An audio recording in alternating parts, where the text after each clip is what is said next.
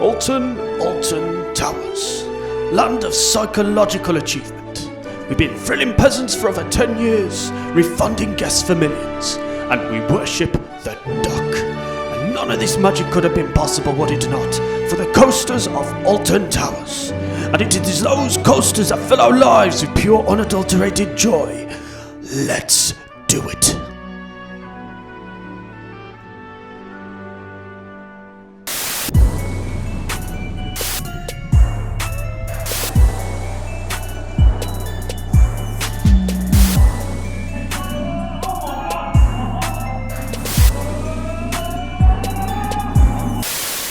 So hello and welcome to the Backseat Blackout Show.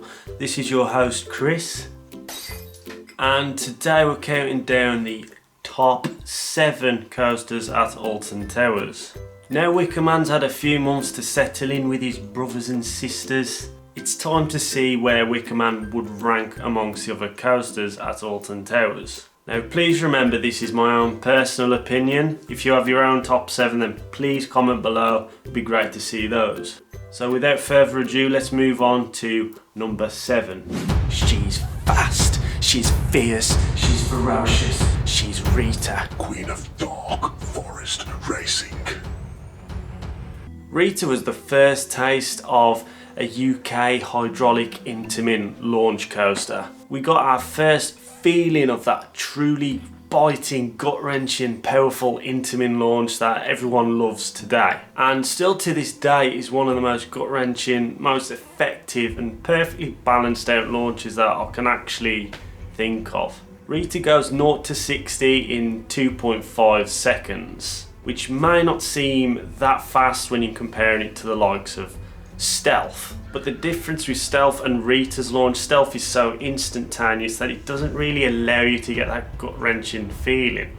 Whereas Rita's got this kind of gradual acceleration, it kind of balances out nicely so you get that truly gut-wrenching feeling. That's the key word here. But as for the coaster itself, it is pretty basic. I mean, it's very intense, very forceful. The layout is very off the shelf. It kind of consists of a few helixes and a couple of airtime miles before hitting the brakes, and you're finished. Think of like an extreme flying fish. But just because it's a basic coaster doesn't mean it's a bad coaster at all. Rita is actually a very fun coaster. You've got a really good launch, the helixes are very intense, you get some great pops of airtime. It's over in a few seconds, so if it's too rough for you, because it is a bit rough, you don't have to wait that long till it's finished. It was originally themed as Rita Queen of Speed, which is kind of like this race car going through Ugland in the desert. But now the rethemed Ugland into Dark Forest, they kind of had to blend it in with that, and I do think the theme does seem a bit out of place. So that's Rita, and that's number 7. 13 got a lot of rap when it initially opened due to being mismarketed. Trust me, I was one of those people. And whilst it still isn't the world's scariest roller coaster it was made out to be, 13 provides a pretty interesting experience. This coaster is predominantly a family coaster, so don't expect anything intense. The coaster is very tame, you get some pops of airtime, but the experience is very smooth and relatively gentle throughout. But what is really special about 13 is the secret element. What it does, you kind of go onto like a piece of track, and then you're in the dark, it makes some loud noises, which to this day still shit me up. And then you'll drop, kind of giving that feeling of like a drop tower where your stomach goes. It's nothing extreme, but it's enough there to kind of scare the kids, I suppose. And you also get a little bit of a backwards section, which is again nothing extreme, nothing special. It kind of just meanders its way back into the station. It's pretty cool, but it's no Expedition Everest if you're expecting that. On top of that, 13 is themed really quite nicely. I mean, the station is all like kind of like this abandoned crypt kind of thing going on. It's got loads of scaffolding about, so it kind of looks like them uncovering something cool. And it's got this kind of creepy atmosphere around it with this random girl counting down the numbers until happens in the station. That f***ing scares you as well. So this is why 13 is number 6 on my list. Our 5th spot goes to Galactica, or Air, or Galactic Air, or the Cadbury's flying thing. So back when Air, or Galactica, initially opened, it was a very special coaster.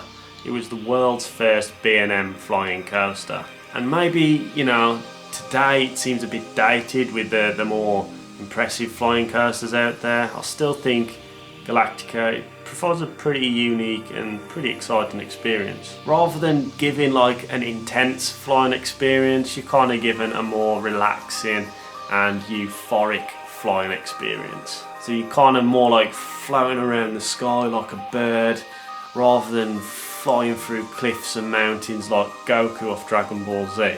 There's plenty of moments where you feel like you can scrape your chin off the floor, and then there's other moments where you're kind of tossed on your back like you're going to bed. But it's definitely not like going to bed. It's pretty weird experience. There's lots of cool elements. You're kind of gliding in and out of bridges, flying over trees. It's not fast. It's just a nice, relaxing, gentle flying experience. And I think this is really why it's number 5 on the list. More recently they introduced the virtual reality to Galactica, and this is okay. I do think it was better than the Kraken Unleashed VR I tried when I went to SeaWorld last year. Because with Kraken I just found it too rough. It's kind of bouncing off my head and juttering. It just wasn't enjoyable at all. Whereas in Galactica, because of how smooth it is and exhilarating it is, it kind of added to that experience. So that is Galactica, the world's first B&M flying coaster. Welcome to Oblivion. Like Galactica Air or Galactic Air or whatever you want to call it, Oblivion was very special when it opened up back in the day. Oblivion is the world's first B&M dive machine and world's first vertical drop coaster. And I'll be honest, Oblivion is no joke. It is a terrifying experience, and it doesn't matter how many times you ride it, going up that lift hill and slowly creeping around the top still gets your heart going. I mean, the view from the top of this thing is unreal. It's probably the best view you'd get from any coaster in the park.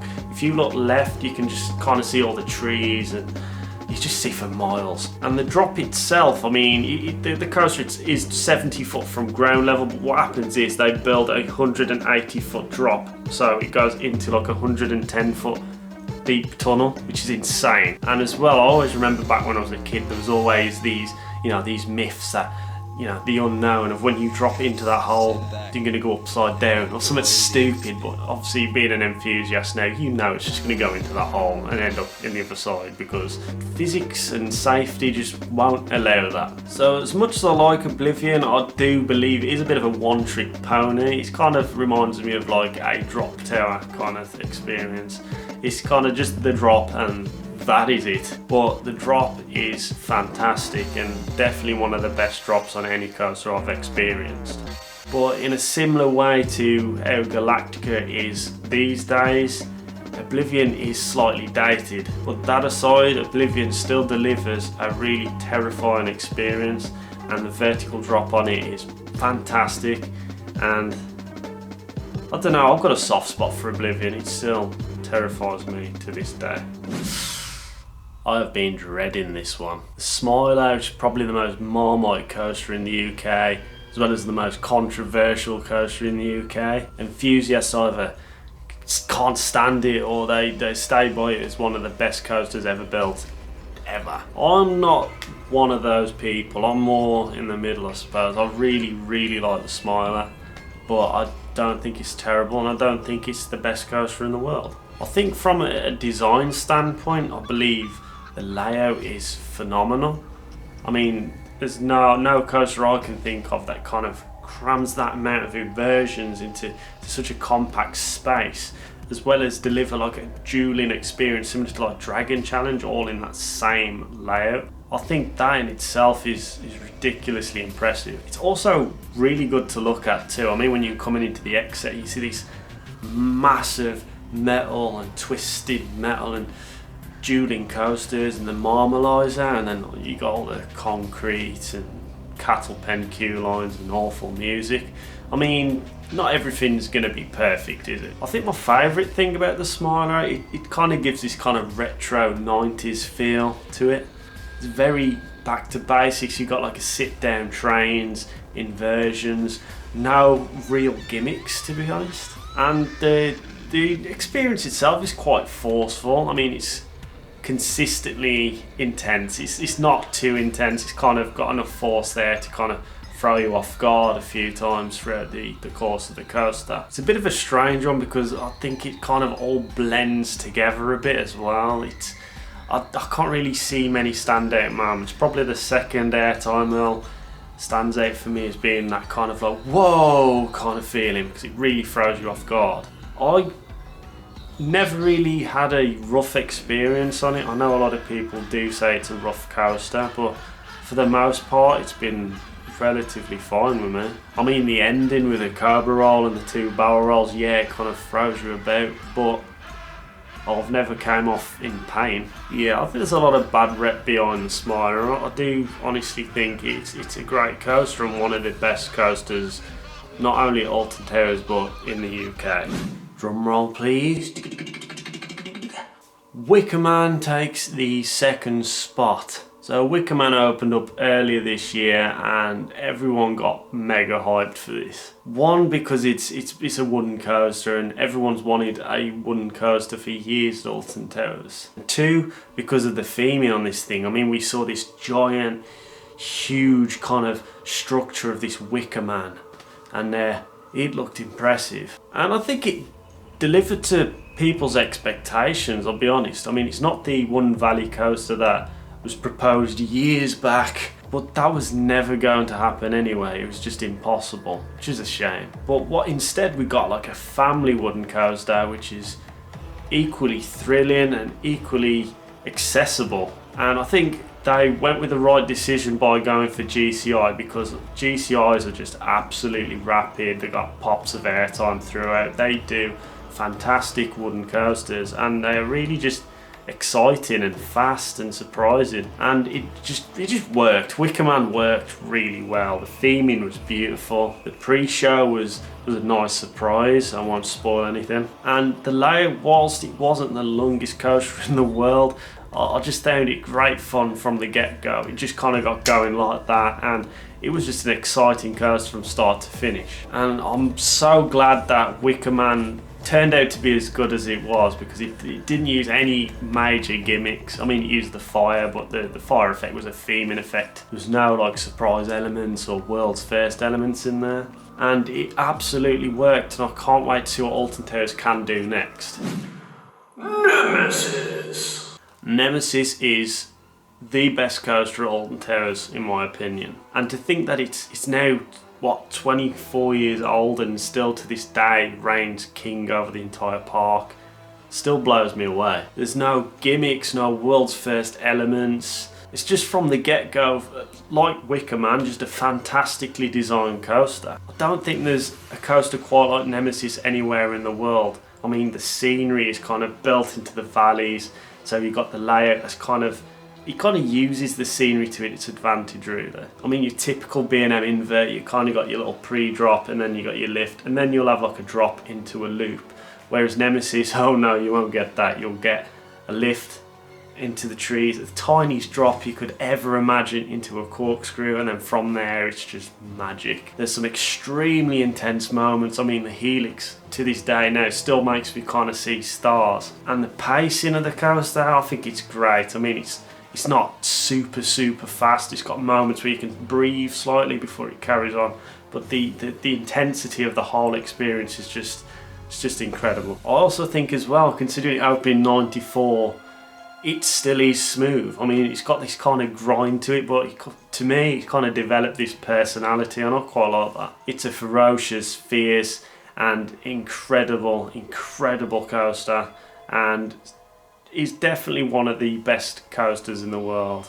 Definitely one of the best B&M coasters in the world anyway.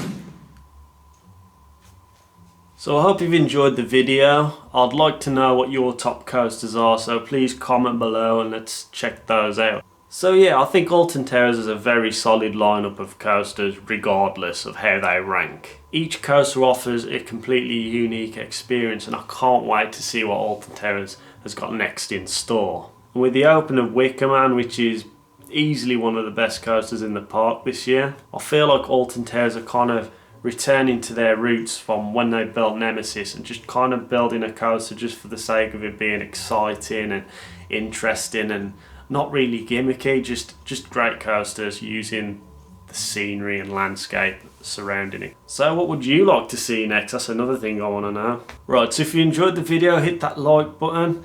Again, remember to subscribe, hit that bell, and yeah, so over here is our latest video if you want to check that out. Random video specifically selected for you, and we've got our subscriber button here if you want to subscribe here, but as well as down there as well, you know, just pick and choose. So try a bit.